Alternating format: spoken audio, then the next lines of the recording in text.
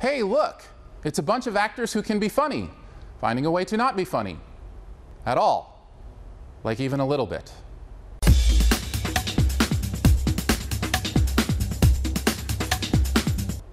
Grown Ups 2 brings back Adam Sandler, Kevin James, David Spade, and Chris Rock as four friends who find themselves facing the perils of adulthood as they attempt to, I don't know, do stuff.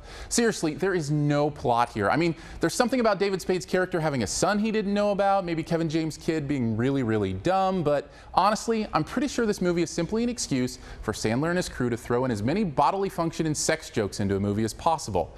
I mean, if I'm understanding the meaning of the last scene correctly, this movie was about the quest of four men to successfully execute a burp snart. That's right, that would be a consecutive burp, sneeze, and fart. Welcome to Grown Ups 2.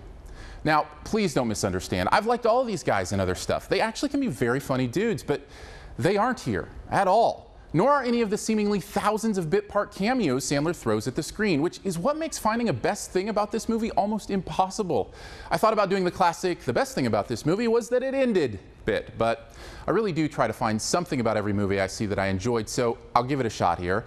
Let's see, I kind of like Taylor Lautner's ninja skills, but that wasn't so much for his acting as the fact that I'm pretty sure it was actually really him doing all those flips and kicks, like without a double. Did I miss something? Is Taylor Lautner like a professional gymnast?